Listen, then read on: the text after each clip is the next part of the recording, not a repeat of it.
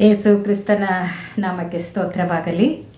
ದೇವಜನರೇ, ನನ್ನ ಗೆಳೆಯರೇ, ನಮ್ಮ ಬಂಧು ಬಾಂಧವರೇ, ಈ ಒಂದು ಸಾಯಂಕಾಲದ ವೇಳೆಯಲ್ಲಿ ನಿಮ್ಮನ್ನು ಸದ್ದಿಸುವುದಕ್ಕೆ ದೇವರು ಕೊಟ್ಟಿರುವಂಥ ಈ ಅವಕಾಶಕ್ಕಾಗಿ ನಾನು ದೇವರನ್ನು ವಂದಿಸುವಳಾಗಿದ್ದೇನೆ.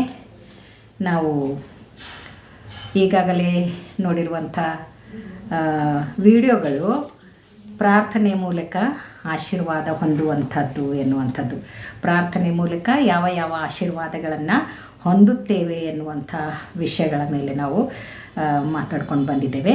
ಇವತ್ತು ಕೂಡ ಅದೇ ವಿಷಯದ ಮೇಲೆ ಮಾತಾಡೋದಕ್ಕಿದ್ದೇನೆ. ಈ ಸಂಚಿಕೆಯಲ್ಲಿ ಗುಪ್ತವಾಗಿದ್ದ ಸತ್ಯಾರ್ಥಗಳ ತಿಳುವಳಿಕೆ ಎನ್ನುವಂಥದ್ದು. ಪ್ರಾರ್ಥನೆ ಮಾಡೋದರಿಂದ ಗುಪ್ತವಾಗಿರಲಿಕ್ಕಿರುವಂಥ ಸತ್ಯಗಳು ಯಾವ್ಯಾವು ಸುಳ್ಳಲ್ಲ, ಸುಳ್ಳಾಗಿರೋದಕ್ಕೆ ನಾನು ಮಾತಾಡ್ತಾ ಇಲ್ಲ. ಸತ್ಯಗಳು, ಸೀಕ್ರೆಟ್ನಲ್ಲಿರುವಂಥ ಸತ್ಯಗಳು ಯಾವ್ಯಾವು, ಅವುಗಳನ್ನು ತಿಳಿದುಕೊಳ್ಳುವುದು ಹೇಗೆ ಎನ್ನುವಂಥದ್ದು. ಮತ್ತು ಇನ್ನೊಂದು ಏನಂತಂದರೆ ಪರಲೋಕದ ಜ್ಞಾನ ಹೊಂದಿಕೊಳ್ಳುವುದು ಹೇಗೆ ಎನ್ನುವಂಥದ್ದು. ಇದು ಪ್ರಾರ್ಥನೆ ಮೂಲಕ ಸಾಧ್ಯ ಎನ್ನುವಂಥದ್ದು ಈ ಸತ್ಯವೇದದ ಬೆಳಕಿನಲ್ಲಿ ನಾವು ನೋಡುವವರಾಗಿದ್ದೇವೆ. ಯೆಶಾಯನು ಬರೆದ ಪ್ರವಾದನೆಯ ಗ್ರಂಥ 48ನೇ ಅಧ್ಯಾಯ ವಚನ 6ರಲ್ಲಿ ಈ ರೀತಿಯಾಗಿ ಹೇಳ್ತದೆ, ಆಗಲೇ ಕೇಳಿದೆಯಲ್ಲ, ಈಗ ನಡೆದದ್ದನ್ನೆಲ್ಲ ನೋಡು, ನಿನ್ನವರೇ ಪ್ರಸಿದ್ಧಿಪಡಿಸಲಿ. ಇಂದಿನಿಂದ ಹೊಸ ಸಂಗತಿಗಳನ್ನು, ನೀನು ತಿಳಿಯದಿದ್ದ ಗುಪ್ತ ವಿಷಯಗಳನ್ನು ನಿನಗೆ ಅರುಹುತ್ತೇನೆ ಹೊರಗಿರಬೇಕು. ಹೊಸ ಹೊಸ ವಿಷಯಗಳಿಗೋಸ್ಕರ, ಗುಪ್ತವಾಗಿರ್ಲಿಕ್ಕಿರುವಂಥ ವಿಷಯಗಳಿಗೋಸ್ಕರ ನಾವು ದೇವರಲ್ಲಿ ಪ್ರಾರ್ಥಿಸುವವರಾಗಿರಬೇಕು. ಏನೇ ಹೊಸ ವಿಷಯ ಬಂದರೂ ಅದು ನನಗೆ ತಿಳಿಯಪಡಿಸು ದೇವರೇ. ಯಾವುದೇ ಗುಪ್ತ ವಿಷಯವಿದ್ದರೂ ಕೂಡ ನನಗೆ ಅದು ತಿಳಿಯಪಡಿಸು. ನನ್ನ ಜ್ಞಾನಕ್ಕೆ ನಿಲುಕದ ವಿಷಯವಿದ್ದರೆ ಅದು ನನ್ನ ಜ್ಞಾನಕ್ಕೆ ನಿಲುಕುವಂತೆ ಮಾಡು. ನಿನ್ನ ತಿಳುವಳಿಕೆ ಆತ್ಮನನ್ನು ನನಗೆ ಕೊಡು. ನಿನ್ನ ತಿಳುವಳಿಕೆ ಆತ್ಮನು ನನ್ನನ್ನು ತಿಳಿಸುತ್ತಾನೆ ಎನ್ನುವಂಥದ್ದನ್ನು ನಾವು ಬೇಡುವವರಾಗಿರಬೇಕು. ದೇವರು ಹೊಸ ವಿಷಯಗಳನ್ನು ಆತನ ಆತ್ಮನ ಮೂಲಕವಾಗಿ ನಮಗೆ ತಿಳಿಸುವ ಆತನಾಗಿದ್ದಾನೆ. ಮತ್ತು ಗುಪ್ತವಾಗಿರುವಂಥ ಸಂಗತಿಗಳನ್ನು ನಮಗೆ ಆತನು ನಮ್ಮ ಜ್ಞಾನಕ್ಕೆ ಅರುಹುವ ಆತನಾಗಿದ್ದಾನೆ. ಯಾವಾಗ ನಾವು ಆತನನ್ನು ಕೇಳಿಕೊಂಡಾಗ, ನಾವು ಆತನನ್ನು ಬೇಡಿಕೊಂಡಾಗ, ನಾವು ಆತನನ್ನು ಪ್ರಾರ್ಥಿಸಿದಾಗ ಈ ವಿಷಯಗಳು ನಮಗೆ ಬಹಿರಂಗವಾಗುತ್ತವೆ ಎನ್ನುವಂಥದ್ದು ಯೆಶಾಯ 48:6ನೇ ವಚನದಲ್ಲಿ ನಾವು ನೋಡಿದ್ದೇವೆ. ಈಗ ಮುಂದಿನ ವಿಷಯ ಇನ್ನೊಂದು ನೋಡ್ಕೊಳ್ಳೋಣ. ಯೆರೆಮೀಯನ ಪ್ರವಾದನೆ ಗ್ರಂಥ 33ನೇ ಅಧ್ಯಾಯ ವಚನ 3ರಲ್ಲಿ ಈ ರೀತಿಯಾಗಿ ಹೇಳುತ್ತದೆ, ನನ್ನನ್ನು ಕೇಳಿಕೋ. ನೋಡ್ರಿ ಎಷ್ಟು ಸ್ಪಷ್ಟವಾಗಿ ದೇವರ ವಾಕ್ಯ ಹೇಳ್ತಾ ಇದೆ. ಯೆರೆಮೀಯ ಪ್ರವಾದಿಗೆ ದೇವರು ಹೇಳ್ತಾ ಇದ್ದಾರೆ, ನನ್ನ ಕೇಳು, ನನಗೆ ಪ್ರಾರ್ಥಿಸು, ನನ್ನ ಹತ್ರ ಬಾ, ನಿನಗೇನು ತಿಳಿಯಲ್ಲ, ನಾನು ನಿನಗೆಲ್ಲ ತಿಳಿಸ್ಕೊಡ್ತೇನೆ ಎನ್ನುವಂಥದ್ದು. ನನ್ನನ್ನು ಕೇಳಿಕೋ, ನಾನು ನಿನಗೆ ಸದುತ್ತರವನ್ನು ದಯಪಾಲಿಸಿ ನಿನಗೆ ತಿಳಿಯದ ಮಹತ್ತಾದ ಗೂಢಾರ್ಥಗಳನ್ನು ಗೋಚರಪಡಿಸುವೆನೋ ಎನ್ನುವಂಥದ್ದು. ಎಷ್ಟು ಭಾಗ್ಯಕರವಾದ ವಿಷಯವಾಗಿದೆ. ನಾವು IAS ಮಾಡಬೇಕಾಗಿತ್ತಾದರೆ, IPS ಮಾಡಬೇಕಾಗಿತ್ತಾದರೆ, KS ಮಾಡಬೇಕಾಗಿತ್ತಾದರೆ, CET TET ಮಾಡಬೇಕಾಗಿತ್ತಾದರೆ ನಾವೆಷ್ಟೊಂದು ಸ್ಟಡಿ ಮಾಡಬೇಕಾಗ್ತದೆ. ಯಾರ್ಯಾರ್ದೋ ಹತ್ರ ಆಗಿರ್ತದೆ, ಎಷ್ಟೊಂದು ಹಣ ಖರ್ಚು ಮಾಡಬೇಕಾಗಿರ್ತದೆ. ಆದರೂ ಕೂಡ ನಾವು ಅದರಲ್ಲಿ ಉತ್ತೀರ್ಣರಾಗ್ತೇವೆ ಎನ್ನುವಂಥ ಭರವಸೆ ನಮಗಿರೋದಿಲ್ಲ. 1000 ಜನರು ಪರೀಕ್ಷೆ ಕಟ್ಟಿದ್ರೆ 300 ಜನರು ಪಾಸಾಗುವಂಥದ್ದು ತುಂಬ ಕಷ್ಟವಾಗಿದೆ.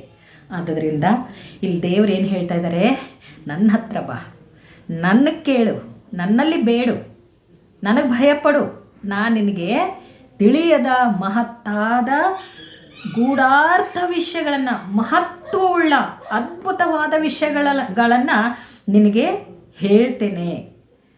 ಮಹತ್ತಾದ ಗೂಢಾರ್ಥಗಳನ್ನು, ಗುಪ್ತವಾಗಿದ್ದ ಸಂಗತಿಗಳನ್ನು, ಗುಪ್ತವಾಗಿದ್ದ ವಿಷಯಗಳನ್ನು, ಮಹತ್ತಾಗಿರುವಂಥ ವಿಷಯಗಳನ್ನು, ಯಾರಿಗೂ ನಿಲುಕದಂಥ ವಿಷಯಗಳನ್ನು ನಾನು ನಿನಗೆ ತಿಳಿಸುತ್ತೇನೆ ಎನ್ನುವಂಥದ್ದು ನಾವಿಲ್ಲಿ ನೋಡೋರಾಗಿದ್ದೀವಿ. ನಾವು ಬೇಡೋದಿಲ್ಲ, ಅದಕ್ಕೋಸ್ಕರನೇ ನಮಗೆ ಅದು ಸಿಗಲ್ಲ. ನಾವು ನಂಬಿಕೆಯಿಂದ ಬೇಡಬೇಕು. ನಮಗೆ ಯಾವಾಗಲೂ ಅಪನಂಬಿಕೆ ಇರಬಾರ್ದು. ಅರ್ಧಂಬರ್ಧ ನಾವು ನಂಬಿಕೆ ಇಟ್ಕೊಂಡು ಹೋಗಬಾರದು.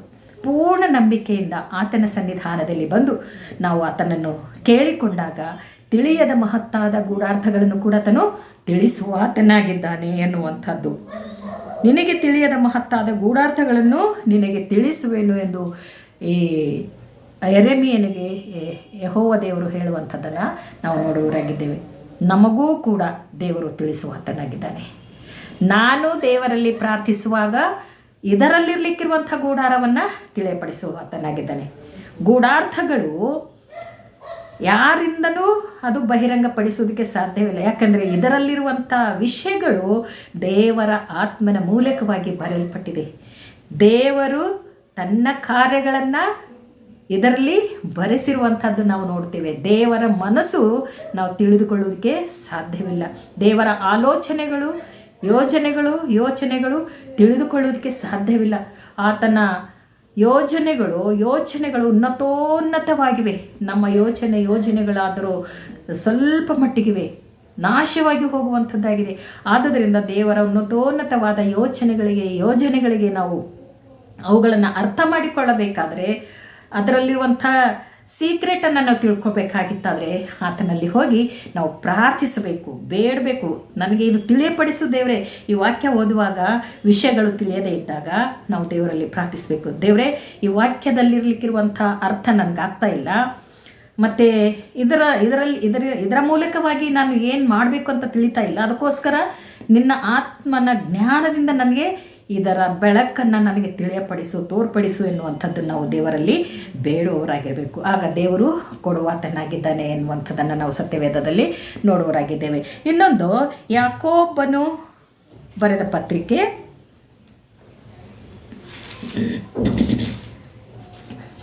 ಯಾಕೋಬನ ಪತ್ರಿಕೆ ಅಧ್ಯಾಯ 1 ವಚನ 5 ಮತ್ತು 6. ಇದು ಏನು ಹೇಳ್ತದಂದರೆ, ಪರಲೋಕದ ಜ್ಞಾನ ಹೇಗೆ ಪಡೆದುಕೊಳ್ಳಬೇಕು, ಪರಲೋಕದ ಜ್ಞಾನ ಹೇಗೆ ಹೊಂದಿಕೊಳ್ಳಬೇಕು ಎನ್ನುವಂಥದ್ದು. ನಾವು ಪ್ರಾರ್ಥನೆಗೆ ಇರುವಂಥ ಆಶೀರ್ವಾದಗಳು ಯಾವ್ಯಾವು ಹೇಗೆ ಹೊಂದಿಕೊಳ್ಳುತ್ತೇವೆ ಎನ್ನುವಂಥದ್ದನ್ನು ನಾವು ನೋಡ್ತಾ ಇದ್ದೇವೆ. ಈ ಹಿಂದೆ ನಾನು ಹೇಳಿದ ಹಾಗೆ ಗುಪ್ತವಾಗಿದ್ದ ಸಂಗತಿಗಳನ್ನು ನಾವು ತಿಳಿದುಕೊಳ್ಳುವಂಥದ್ದು ಪ್ರಾರ್ಥನೆಯ ಮೂಲಕ. ಈಗ ಪ್ರಾರ್ಥನೆಯ ಮೂಲಕ ಸತ್ಯವೇದದಲ್ಲಿರಲಿಕ್ಕಿರುವಂಥ ತಿಳುವಳಿಕೆಯನ್ನು ಹೇಗೆ ಪಡೆದುಕೊಳ್ಳಬೇಕು ಎನ್ನುವಂಥ ವಿಷಯವನ್ನು ನಾವು ಇಲ್ಲಿ ನೋಡಿಕೊಳ್ಳೋಣ. ನಿಮ್ಮಲ್ಲಿ ಯಾವನಿಗಾದರೂ ಜ್ಞಾನ ಕಡಿಮೆಯಾಗಿದ್ದರೆ ಅವನು ದೇವರನ್ನು ಕೇಳಿಕೊಳ್ಳಲಿ, ಅದು ಅವನಿಗೆ ದೊರಕುವುದು. ದೇವರು ಹಂಗಿಸದೆ ಎಲ್ಲರಿಗೂ ಉದಾರ ಮನಸ್ಸಿನಿಂದ ಕೊಡುವನಾಗಿದ್ದಾನೆ. ಸ್ವಲ್ಪವೂ ಸಂದೇಹ ಪಡದೆ ನಂಬಿಕೆ ಇಟ್ಟು ಕೇಳಿಕೊಳ್ಳಬೇಕು. ಸಂದೇಹ ಪಡುವವನು ಗಾಳಿಯಿಂದ ಬಡಿಯಲ್ಪಟ್ಟ ಸಮುದ್ರದ ತೆರೆಯಂತೆ ಅಲೆಯುತ್ತಿರುವನು ಎನ್ನುವಂಥದ್ದನ್ನು ನಾವು ನೋಡ್ತೇವೆ. ಯಾವನಿಗಾದರೂ ಜ್ಞಾನ ಕಡಿಮೆಯಾಗಿದ್ದರೆ, ನಿಜವಾಗಲೂ ನಾವು ಅಜ್ಞಾನಿಗಳೇ. ದೇವರು ಸರ್ವಜ್ಞಾನಿ. ದೇವರ ಜ್ಞಾನದ ಮುಂದೆ ನಮ್ಮ ಜ್ಞಾನ ಏನೂ ಅಲ್ಲ. ದೇವರ ಜ್ಞಾನದ ಮುಂದೆ ನಾವು ಅಜ್ಞಾನಿಗಳೇ.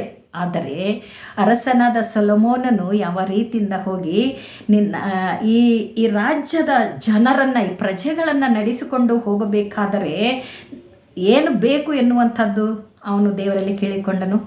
ದೇವರೇ, ಈ ಪ್ರಜೆಗಳನ್ನು ನಡೆಸಿಕೊಂಡು ಹೋಗುವುದಕ್ಕೆ ನನಗೆ ಜ್ಞಾನ, ತಿಳುವಳಿಕೆ, ವಿವೇಕವನ್ನು ಅನುಗ್ರಹಿಸು ಎಂದು ಕೇಳಿದನು. ಅಯ್ಯೋ, ದೇವರು ಅವನಿಗೆ ಎಂಥ ಆಶೀರ್ವಾದವನ್ನು ಅನುಗ್ರಹಿಸಿದನು.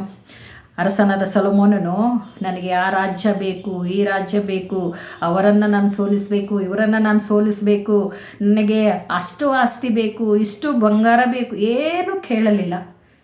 ದೇವರಲ್ಲಿ ಹೋಗಿ ಜ್ಞಾನ ಕೇಳಿದನು, ವಿವೇಕ ಕೇಳಿದನು. ಅದು ಯಾವುದಕ್ಕೋಸ್ಕರ?